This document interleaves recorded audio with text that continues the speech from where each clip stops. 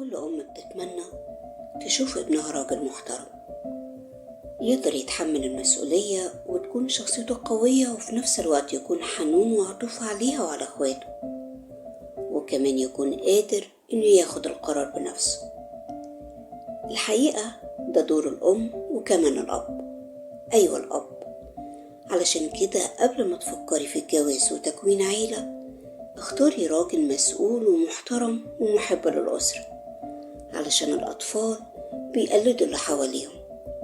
والكلام ده للراجل برضه.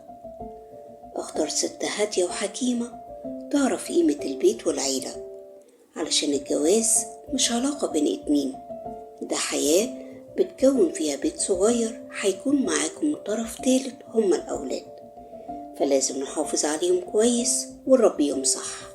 وهنا هنجاوب على سؤال مهم جدا بيهم كل بيت مصري، وهو ازاي نقدر نساعد أولادنا. وانا هنا هتكلم عن الصبيان بالتحديد في انهم يكونوا رجالة حقيقيين في المستقبل. خلينا نبتدي بمرحلة الطفولة. المرحلة دي حساسة جدا، وده علشان الطفل بيبتدي يتعرف على العالم الخارجي، بتبتدي تتكون شخصيته. فهنا هكلم الأم، خلي بينك وبين ابنك لغة تواصل، واحضنيه كتير. الحضن ليه دور مهم، علشان في الوقت ده الولد هيحس بالحب والدفء. دايما حاولي تفهميه وتحتويه، بلاش تبعدي عنك في انك تقوليله انك مشغولة.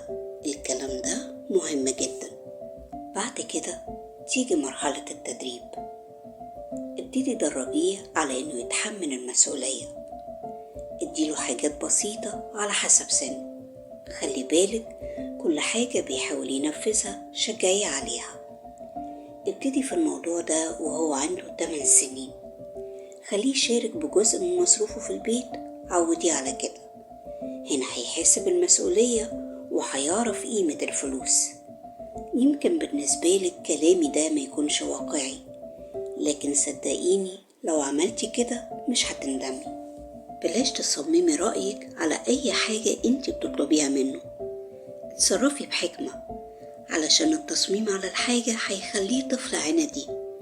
الحل هنا في انك تبتدي تديله اختيارات. هنا هيتعود انه ياخد قرار بنفسه، ولو حسيتي انه محتار اديله فرصة يفكر، علشان في النهاية القرار لو طلع صح او غلط هو اللي يتحمل النتيجة. نيجي بقى لأهم نقطة، ادوله فرصة انه يساعد اخواته البنات. هنا بكلم الام والاب، بلاش تفصلوا بين دور الولد والبنت في البيت. في كتير منكم بيحدد ان شغل البيت للبنات بس، والولاد ما ينفعش تعمل كده. بيخلوا الولد قاعد في مكانه والبنت هي اللي تخدمه. انتوا كده جنيتوا على ابنكم، علشان ببساطة ما تعرفوش بكرة هيحصل ايه.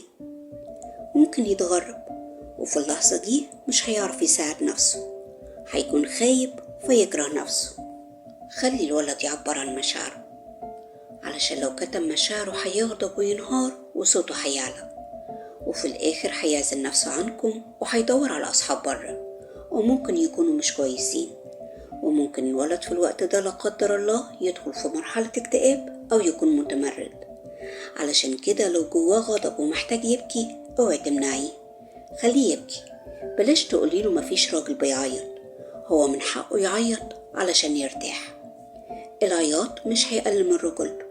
بلاش غباء وكلام فارغ. علميه ازاي يحس بألم اللي حواليه، علميه يعني ايه مساعدة ويعني ايه مشاركة. شاركيه في لعبه وشاركيه في وقته، وخليه هو كمان يشاركك. خليه يشارك بجزء من مصروفه لطفل يتيم أو طفل مريض. كلميه وقوليله قد ايه هو محظوظ انه معاه عيلة، وقد ايه هو محظوظ انه محافظ على صحته. علميه يحمد ربنا ويصلي. وفي نقطة هكلم فيها الأب، شارك ابنك في أحلامه واتكلم معاه. بلاش تكبر دماغك وتضحك عليه وعلى نفسك في انك تديله التليفون علشان يلعب لعبة. انت كده بتديله قنبلة موقوتة وبتضيع كل اللي الأم عملته. قرب من ابنك بمشاعرك وإحساسك وكلامك، حسسه انه صاحبك واتكلم معاه بدل ما يتكلم مع غيرك. في مرحلة كده بيحب الولد يجرب كل حاجة، تقلقش، هو بيستفيد من التجربة من غير ما يوضح لك. بيحب في الوقت ده يفرد عضلاته، ده غصب عنه مش بإيده، فيه هرمونات بتتغير. علشان كده اسمعوني كويس، بلاش تقولوا للولد اضرب اللي يضربك وعلي صوتك ومد ايدك، لا، احنا مش قاعدين في غابة. اعرف ان اول حد هيعمل كده معاه هو انتوا كده طلعتوا بلطجي، وانا عارفة ان كلامي مش هيعجب ناس كتير. دوركم هنا انكم تتكلموا مع الولد بقصص من الواقع. الولد هيتعلم من الكلام، والمعلومة هتثبت جوه عقله بمجرد ما يشوف الحاجة قدام عينيه. فلو عايز الولد يعرف يعني ايه احترام، خليه يشوفك وانت بتحترم امه، وخليه يشوفك وانت بتحترم ابوك وامك واصحابك وقرايبك وكل الناس اللي حواليك. انت قدوة الولد اللي هيتعلم منك. انا عارفة ان الدنيا فيها مشاكل كتير، بس نصيحة، خلي اي مشكلة تكون بعيدة عن الاولاد، علشان الولد يتعلم يحترم الكبير والصغير، ويكون عارف ان اختلاف الرأي ده طبيعي. الولد هيتعلم ان الرجولة هي القوة في الحق، لانه عارف ان ربنا بيحب القوي الامين مش القوي الظالم.